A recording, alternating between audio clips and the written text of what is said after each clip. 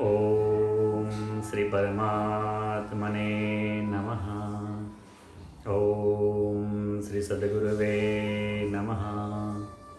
ઓમ ગુરુર્બ્રહ્મા ગુરુર્વિષ્ણુ ગુરુર્દેવો મહેશ્વરઃ. ગુરુ સાક્ષાત પરમ બ્રહ્મ તસ્મૈ શ્રી ગુરવે નમઃ. વક્રતુંડમ મહાકાય સૂર્યકોટિસમપ્રભ નિર્વિઘ્नं કુરુ મે દેવ સર્વકાર્યેષુ સર્વદા. વસુદેવસુतं દેવં કંસચાણૂરમર્દनं દેવકી પરમાનંદં કૃષ્ણં વંદે જગદ્ગુરુ. ઓમ શ્રી રાજાધિરાજાય નમઃ. ભગવન દ્વારિકાધીશાય નમો નમઃ. અનંતકોટિ નમસ્કારાન સમર્પયામિ. વહાલા સાધક બંધુઓ, વહાલા પ્રેક્ષકો અને સનાતન ધર્મના ઉપાસકી સર્વધર્મપ્રેમી જનતાઓને નમો નમઃ. જય શ્રી કૃષ્ણ. વહાલા સાધક બંધુઓ, આજથી આપણે શ્રીમદ ભગવદ્ ગીતા અધ્યાય શ્લોક અને સમજૂતી સાથે પ્રારંભ કરી રહ્યા છે. આશા રાખીશું કે ભગવાન દ્વારિકાધીશ આપણા સૌના મનોરથો પૂર્ણ કરે. નમો નમઃ. ઓમ શ્રી હરિતનયાય વિદ્મહે લાછબાઈ પુત્રાય ધીમહિ તન્નો ત્રિકમાચાર્ય પ્રચોદયાત. ઓમ નમઃ શિવાય. ઓમ નમઃ શિવાય. ઓમ નમઃ શિવાય. ઓમ શુભં કરોતુ કલ્યાણં આરોગ્યં ધનસંપદં શત્રુબુદ્ધિ વિનાશાય દીપજ્યોતિર્નમોસ્તુતે.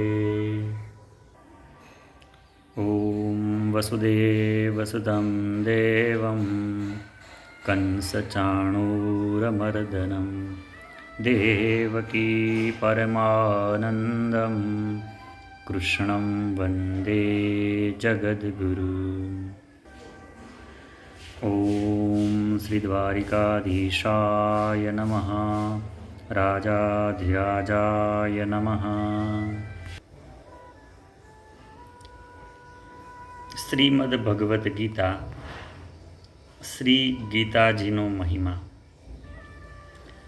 ખરેખર તો શ્રીમદ ભગવદ્ ગીતાના મહાત્મ્યનું વર્ણન કરવાનું કોઈનામાંય સામર્થ્ય નથી, કારણ કે આ એક ઘણો રહસ્યમય ગ્રંથ છે. આમાં સકળ વેદોના સારનો સંગ્રહ કરી લેવામાં આવ્યો છે. આની સંસ્કૃત ભાષા એટલી તો સુંદર અને સરળ છે કે ઘણો ઓછો અભ્યાસ કરવાથી માણસ એને સરળતાથી સમજી શકે છે. પરંતુ એનો આશય એટલો ગંભીર છે કે આજીવન નિરંતર અભ્યાસ કરતા રહેવા છતાંય એનો આરો નથી આવતો. રોજે રોજ નવા નવા ભાવો ઉપજતા રહે છે. માટે આ ગ્રંથ હંમેશા નવીનતાથી ભર્યો જ રહે છે. તેમજ એકાગ્રચિત્ત થઈને શ્રદ્ધા ભક્તિ સાથે વિચારવાથી આના પદે પદે પરમ રહસ્ય છુપાયેલું પ્રત્યક્ષપણે જણાઈ આવે છે. ભગવાનના ગુણ, પ્રભાવ અને મર્મનું વર્ણન જેવું ગીતાશાસ્ત્રમાં કરવામાં આવ્યું છે એવું અન્ય ગ્રંથોમાં મળવું મુશ્કેલ છે. કારણ કે મોટા ભાગના ગ્રંથોમાં ઘણે ભાગે કંઈ ને કંઈ સાંસારિક વિષય ભળેલો રહે છે. ગીતા ભગવાનનો શ્વાસ છે, હૃદય છે. અને ભગવાનની વાંગમય મૂર્તિ છે, જેના હૃદયમાં, વાણીમાં, શરીરમાં તેમજ સઘળી ઇન્દ્રિયો અને એમની ક્રિયાઓમાં ગીતા ઉતરી ગઈ હોય એ માણસ સાક્ષાત ગીતાની મૂર્તિ જ છે. એના દર્શન, સ્પર્શ, ભાષણ તથા ચિંતન કરવાથી પણ બીજા માણસો પરમ પવિત્ર બની જાય છે. પછી એનું આજ્ઞાપાલન કે અનુકરણ કરનારાઓની તો વાત જ શી. ખરેખર ગીતાજીની તોલે સંસારમાં યજ્ઞ, દાન, તપ, તીર્થ, વ્રત, સંયમ કે ઉપવાસ વગેરે કશું જ નથી. ગીતા સાક્ષાત ભગવાન શ્રી કૃષ્ણના મુખારવિંદમાંથી નિસરેલી વાણી છે. એનું સંકલન કરનારા શ્રી વ્યાસજી છે. ભગવાન શ્રી કૃષ્ણે પોતાના ઉપદેશનો ઘણો ખરો અંશ તો પદ્યોમાં જ કહ્યો હતો, જેને શ્રી વ્યાસજીએ એમનો એમ ઉતારી લીધો. થોડો ઘણો અંશ કે જે એમણે ગદ્યમાં કહ્યો હતો એને વ્યાસજીએ પોતે શ્લોકબદ્ધ કરી દીધો. સાથે સાથે અર્જુન, સંજય તથા ધૃતરાષ્ટ્રના વચનોને પોતાની ભાષામાં શ્લોકબદ્ધ રીતે કરીને ઢાળી દીધા અને આ 700 શ્લોકોના આખાય ગ્રંથને 18 અધ્યાયોમાં વિભાજિત કરીને મહાભારતમાં મૂકી દીધો, જે આજે આપણને આ રૂપમાં મળ્યો છે. ભગવાને શ્રીમદ ભગવદ્ ગીતા રૂપી એક એવું અનુપમ શાસ્ત્ર કહ્યું છે, જેમાં એક પણ શબ્દ સદુપદેશ વિનાનો નથી. શ્રી વેદ વ્યાસજીએ મહાભારતમાં ગીતાજીનું વર્ણન કર્યા બાદ કહ્યું છે, ગીતા સુગીતા કર્તવ્યા કિમન્યૈઃ શાસ્ત્રવિસ્તરૈઃ યા સ્વયં પદ્મનાભસ્ય મુખપદ્માદ વિનિઃસૃતા. મહાભારત ભીષ્મ પર્વ ગીતા સુગીતા કરવા યોગ્ય છે, એટલે કે શ્રી ગીતાજીને સારી પેઠે વાંચીને અર્થ અને ભાવ સમેત અંતઃકરણમાં ધારણ કરવી જોઈએ, કે જે સ્વયં પદ્મનાભ ભગવાન વિષ્ણુના મુખકમળમાંથી નિસરી છે. બીજા બધા શાસ્ત્રોના વિસ્તારથી શો હેતુ સરવાનો? સ્વયં ભગવાને પણ આનું મહાત્મ્ય વર્ણવ્યું છે. આ ગીતા શાસ્ત્ર માટે મનુષ્ય માત્ર અધિકારી છે, ભલે કોઈ પણ વર્ણ કે આશ્રમનો કેમ ન હોય.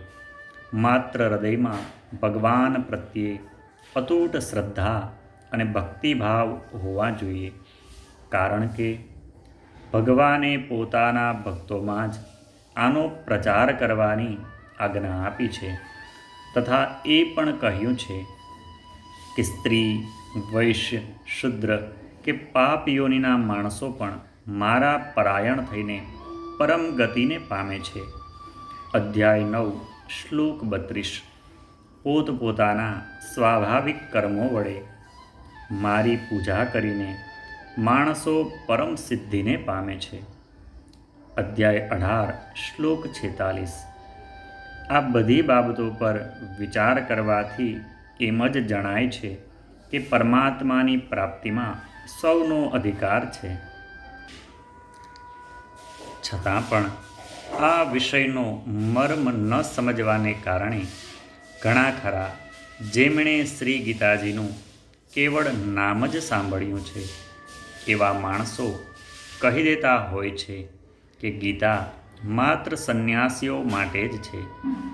તેઓ પોતાના સંતાનોને પણ એ ભયને કારણે જ શ્રી ગીતાજીનો અભ્યાસ નથી કરાવતા કે ગીતાના જ્ઞાનથી ક્યાંક પોતાનું બાળક ઘર છોડીને સંન્યાસી બની જાય. પરંતુ એમણે વિચારવું જોઈએ કે મોહના લીધે ક્ષાત્ર ધર્મથી વિમુખ થઈને ભિક્ષાના અન્નથી નિર્વાહ કરવા માટે તૈયાર થયેલા અર્જુનને જે પરમ રહસ્યમય ગીતાના ઉપદેશથી આજીવન ગૃહસ્થીમાં રહીને પોતાના કર્તવ્યનું પાલન કર્યું, એ ગીતાશાસ્ત્રનું આવું અવળું પરિણામ કેવી રીતે આવી શકે છે? માટે કલ્યાણ ઈચ્છનારા માણસોને માટે એ ઉચિત છે કે મોહ છોડીને પૂરેપૂરી શ્રદ્ધા અને ભક્તિભાવ સાથે પોતાના સંતાનોને અર્થ અને ભાવ સહિત શ્રી ગીતાજીનું અધ્યયન કરાવે અને પોતે પણ આનું વાંચન અને મનન કરતા રહીને ભગવાનની આજ્ઞાનુસાર સાધન કરવામાં તત્પર થઈ જાય. કારણ કે અતિ દુર્લભ માનવ શરીર પામીને પોતાના અમૂલ્ય સમયની એક ક્ષણ પણ દુઃખમૂલક ક્ષણભંગુર ભોગો ભોગવવામાં નષ્ટ કરવી એ ઉચિત નથી. શ્રી ગીતાજીનો મુખ્ય વિષય. શ્રી ગીતાજીમાં ભગવાને પોતાને પ્રાપ્ત કરવા માટે મુખ્ય 2 માર્ગો જણાવ્યા છે. એક તો સાંખ્યયોગ અને બીજો કર્મયોગ.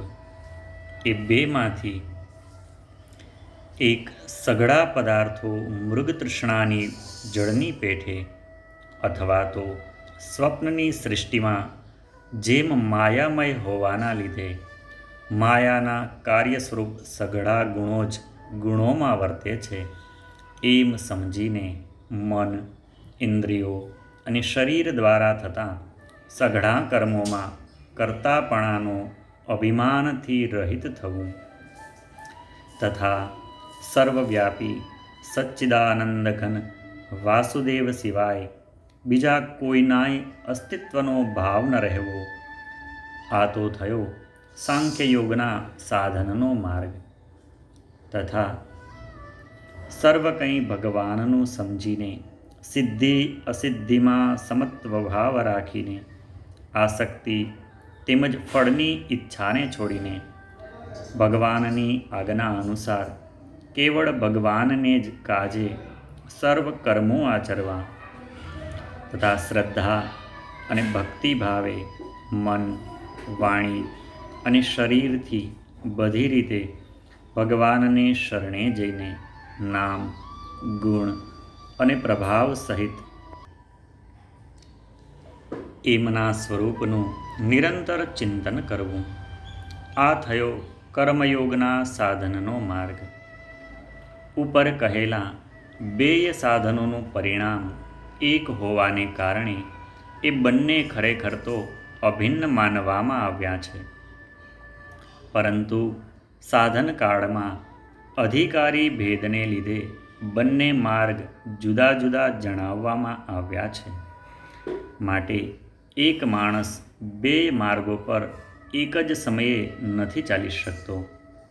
જેવી રીતે ગંગાજી જવા માટે 2 માર્ગ હોવા છતાંય એક જ માણસ બંને માર્ગો પરથી એક જ સમયે નથી જઈ શકતો. આ 2 સાધનોમાં કર્મયોગનું સાધન સંન્યાસ આશ્રમમાં શક્ય નથી બનતું.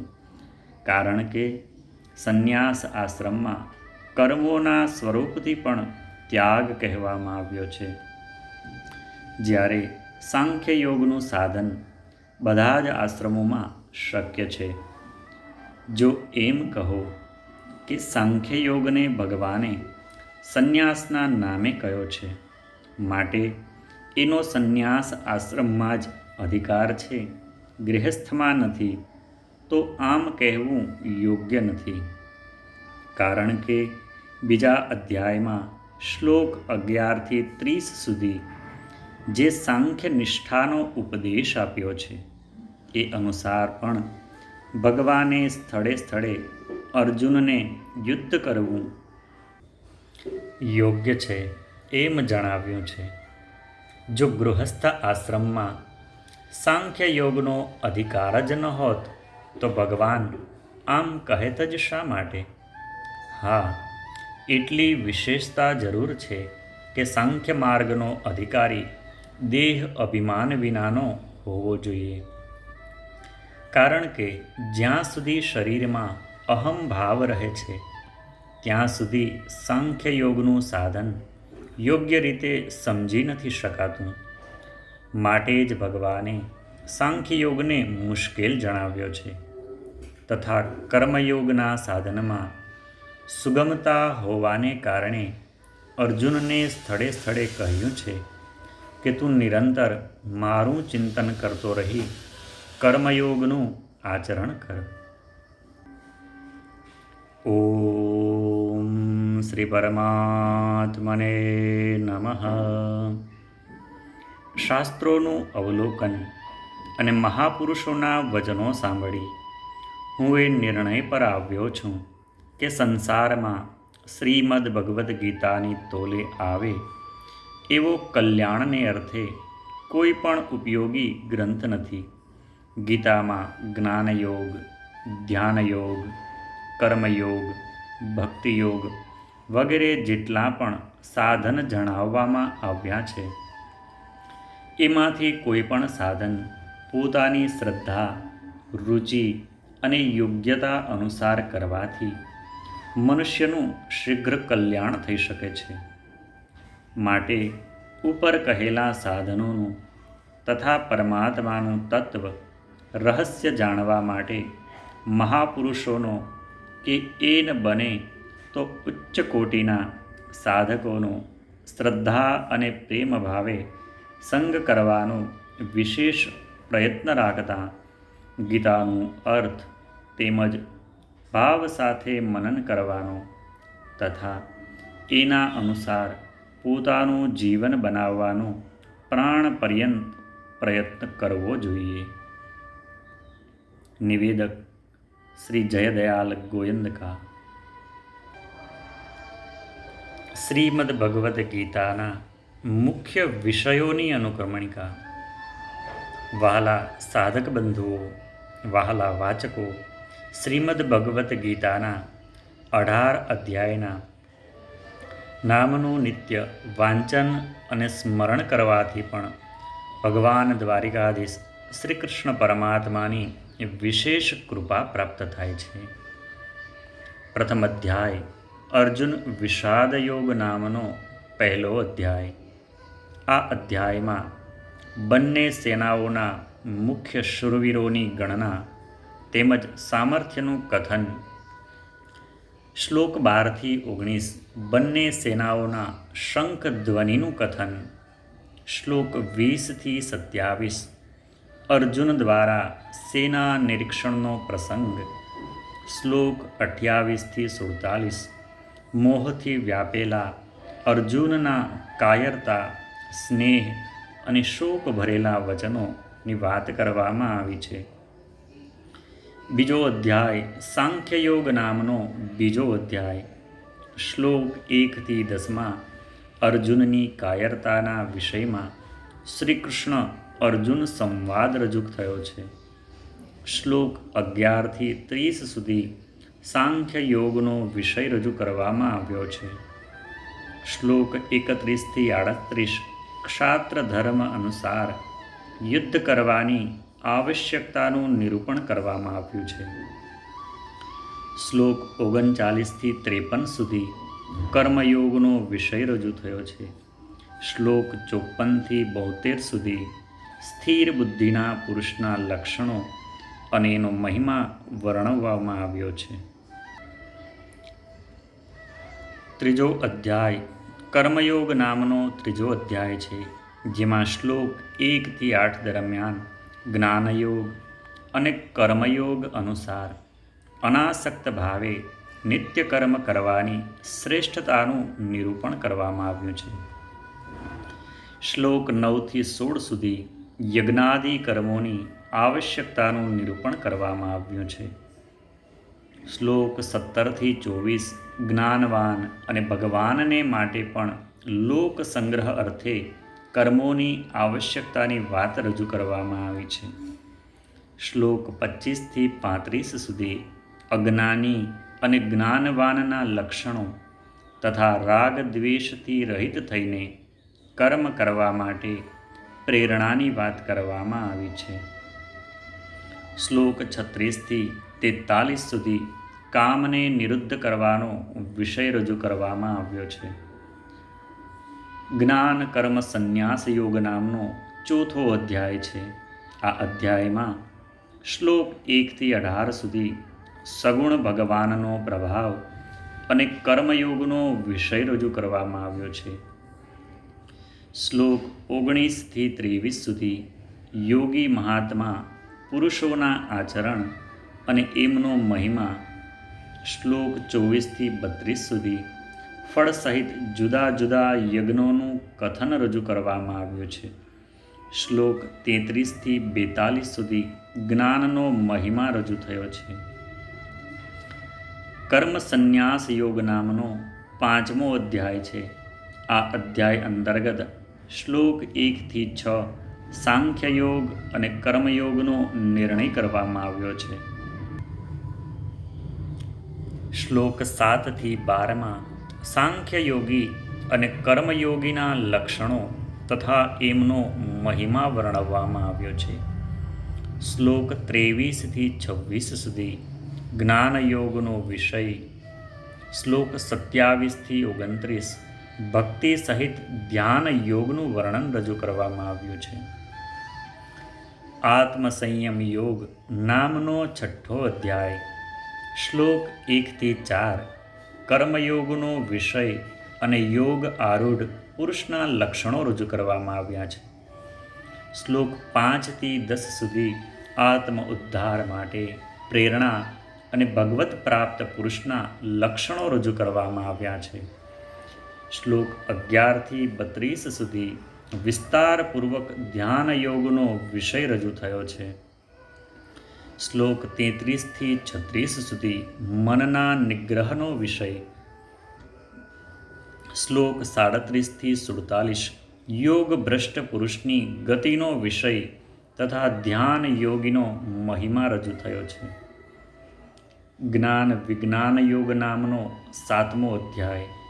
આ અધ્યાય અંતર્ગત શ્લોક 1-7 વિજ્ઞાન સહિત જ્ઞાનનો વિષય, શ્લોક 8-12 સઘળા પદાર્થોમાં કારણરૂપે ભગવાનની વ્યાપકતાનું કથન, શ્લોક 13-19 સુધી આસુરી સ્વભાવના માણસોની નિંદા અને ભગવદ્ ભક્તોની પ્રશંસા રજૂ કરવામાં આવી છે. શ્લોક 20-23 અન્ય દેવતાઓની ઉપાસનાનો વિષય રજૂ થયો છે. શ્લોક 24-30 સુધી ભગવાનના પ્રભાવ તેમજ સ્વરૂપને ન જાણનારાઓની નિંદા અને જાણનારાઓનો મહિમા રજૂ કરવામાં આવ્યો છે. અક્ષર બ્રહ્મયોગ નામનો 8મો અધ્યાય છે. આ અધ્યાય અંતર્ગત શ્લોક 1-7 સુધી બ્રહ્મ, અધ્યાત્મ અને કર્મ વગેરેના વિષયમાં અર્જુનના 7 પ્રશ્નો અને એમના ઉત્તરો રજૂ કરવામાં આવ્યા છે. શ્લોક 8-22 સુધી ભક્તિયોગનો વિષય રજૂ થયો છે. શ્લોક 23-28 શુક્લ અને કૃષ્ણ માર્ગનો વિષય રજૂ થયો છે. રાજવિદ્યા રાજગુહ્ય યોગ નામનો 9મો અધ્યાય છે. વહાલા વાચકો અને સાધક બંધુઓ, આ અધ્યાય અંતર્ગત શ્લોક 1-6 પ્રભાવ સહિત જ્ઞાનનો વિષય, શ્લોક 7-10 જગતની ઉત્પત્તિનો વિષય, શ્લોક 11-15 ભગવાનનો તિરસ્કાર કરનારા આસુરી પ્રકૃતિના માણસોની નિંદા તથા દેવી પ્રકૃતિના માણસોના ભગવદ્ ભજનનો પ્રકાર રજૂ થયો છે. શ્લોક 16-19 સર્વાત્મ રૂપે પ્રભાવ સહિત ભગવાનના સ્વરૂપનું વર્ણન, શ્લોક 20-25 સકામ અને નિષ્કામ ઉપાસનાનું ફળ, શ્લોક 26-34 નિષ્કામ ભગવદ્ ભક્તિનો મહિમા રજૂ થયો છે. વિભૂતિ યોગ નામનો 10મો અધ્યાય. શ્લોક 1-7 ભગવાનની વિભૂતિ અને યોગ શક્તિનું કથન તથા એમને જાણવાનું ફળ. શ્લોક 8-11 ફળ અને પ્રભાવ સહિત ભક્તિ યોગનું કથન. શ્લોક 12-18 અર્જુન દ્વારા ભગવાનની સ્તુતિ તથા વિભૂતિ અને યોગ શક્તિને કહેવા માટે પ્રાર્થના. શ્લોક 19-42 ભગવાન દ્વારા પોતાની વિભૂતિઓનું અને યોગ શક્તિનું કથન રજૂ થયું છે.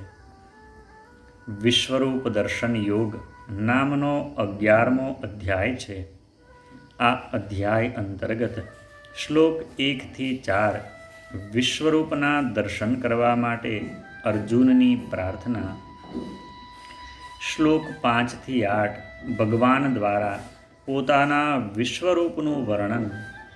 શ્લોક 9-14 સુધી સંજય દ્વારા ધૃતરાષ્ટ્રને ઉદ્દેશીને વિશ્વરૂપનું વર્ણન.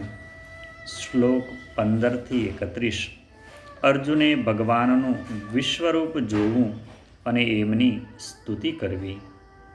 શ્લોક 32-34 ભગવાન દ્વારા પોતાના પ્રભાવનું વર્ણન અને અર્જુનને યુદ્ધ માટે ઉત્સાહિત કરવો. શ્લોક 35-46 ભયભીત થયેલા અર્જુન દ્વારા ભગવાનની સ્તુતિ અને ચતુર્ભુજ રૂપનું દર્શન કરાવવા માટે પ્રાર્થના રજૂ કરવામાં આવી છે.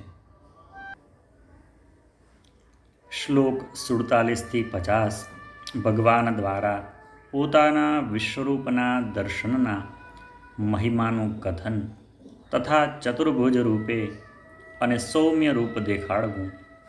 શ્લોક 51-55 અનન્ય ભક્તિ વિના ચતુર્ભુજ રૂપના દર્શનની દુર્લભતાનું અને ફળ સહિત અનન્ય ભક્તિનું કથન રજૂ કરવામાં આવ્યું છે. ભક્તિયોગ નામનો 12મો અધ્યાય છે. આ અધ્યાય અંતર્ગત શ્લોક 1-12 સાકાર અને નિરાકારના ઉપાસકોની ઉત્તમતાનો નિર્ણય તથા ભગવદ પ્રાપ્તિના ઉપાયનો વિષય રજૂ થયો છે. શ્લોક 13-20 ભગવદ પ્રાપ્ત પુરુષોના લક્ષણો પણ બતાવવામાં આવ્યા છે. ક્ષેત્રજ્ઞ વિભાગ યોગ નામનો 13મો અધ્યાય છે. આ અધ્યાય અંતર્ગત શ્લોક 1-18 જ્ઞાન સહિત ક્ષેત્રજ્ઞનો વિષય રજૂ થયો છે. શ્લોક 19-34 જ્ઞાન સહિત પ્રકૃતિ પુરુષનો વિષય રજૂ થયો છે. ગુણત્રય વિભાગ યોગ નામનો 14મો અધ્યાય છે. આ અધ્યાય અંતર્ગત શ્લોક 1-4 જ્ઞાનનો મહિમા તથા પ્રકૃતિ પુરુષથી જગતની ઉત્પત્તિની વાત કરવામાં આવી છે. શ્લોક 5-18 સત્વ રજસ તમસ ત્રણેય ગુણોનો વિષય. શ્લોક 19-27 ભગવત પ્રાપ્તિનો ઉપાય તથા ગુણાતીત પુરુષના લક્ષણો બતાવવામાં આવ્યા છે. પુરુષોત્તમ યોગ નામનો 15મો અધ્યાય છે. આ અધ્યાય અંતર્ગત શ્લોક 1-6 સંસાર વૃક્ષનું કથન અને ભગવત પ્રાપ્તિનો ઉપાય. શ્લોક 7-11 જીવાત્માનો વિષય. શ્લોક 12-15 પ્રભાવ સહિત પરમેશ્વરના સ્વરૂપનો વિષય. શ્લોક 16-20 અક્ષર પુરુષોત્તમનો વિષય. દૈવાસુર સંપદ વિભાગ યોગ નામનો 16મો અધ્યાય છે. આ અધ્યાય અંતર્ગત શ્લોક 1-5 ફળ સહિત દૈવી અને આસુરી સંપદાનું કથન. શ્લોક 6-20 આસુરી સંપદાના માણસોના લક્ષણો અને એમની અધોગતિનું કથન. શ્લોક 21-24 શાસ્ત્ર વિપરીત આચરણોને ત્યજવાની અને શાસ્ત્ર અનુકૂળ આચરણોને આચરવાની પ્રેરણા. શ્રદ્ધાત્રય વિભાગ યોગ નામનો 17મો અધ્યાય છે. આ અધ્યાય અંતર્ગત શ્લોક 1-6 શ્રદ્ધાનો તથા શાસ્ત્ર વિપરીત ઘોર તપ કરનારાઓનો વિષય, શ્લોક 7-22 આહાર, યજ્ઞ, તપ અને દાનના જુદા જુદા ભેદો બતાવવામાં આવ્યા છે. શ્લોક 23-28 ઓમ તત્સતના પ્રયોગની સમજૂતી બતાવવામાં આવી છે. મોક્ષ સંન્યાસ યોગ નામનો 18મો અધ્યાય. આ અધ્યાય અંતર્ગત શ્લોક 1-12 ત્યાગનો વિષય, શ્લોક 13-18 કર્મોના થવામાં સાંખ્ય સિદ્ધાંતનું કથન, શ્લોક 19-40 ત્રણેય ગુણો અનુસાર જ્ઞાન, કર્મ, કર્તા, બુદ્ધિ, ધૃતિ અને સુખના જુદા જુદા ભેદ, શ્લોક 41-48 ફળ સહિત વર્ણ ધર્મનો વિષય, શ્લોક 49-55 જ્ઞાન નિષ્ઠાનો વિષય, શ્લોક 56-66 ભક્તિ સહિત કર્મયોગનો વિષય, શ્લોક 67-78 શ્રી ગીતાજીનું મહાત્મ્ય રજૂ કરવામાં આવ્યું છે. વહાલા સાધક બંધુઓ, અહીં આપણે જીવનના એક ક્ષેત્રને વણી લેતી શ્રી કૃષ્ણ ભગવાન દ્વારા ઉપદેશિત શ્રીમદ ભગવદ્ ગીતાના 18 અધ્યાયો અંતર્ગત આવતા વિષયોનું બારીકાઈપૂર્વક અવલોકન કર્યું. વિષયોના સંદર્ભમાં આગામી અભ્યાસ અંતર્ગત આપણે જાણીશું.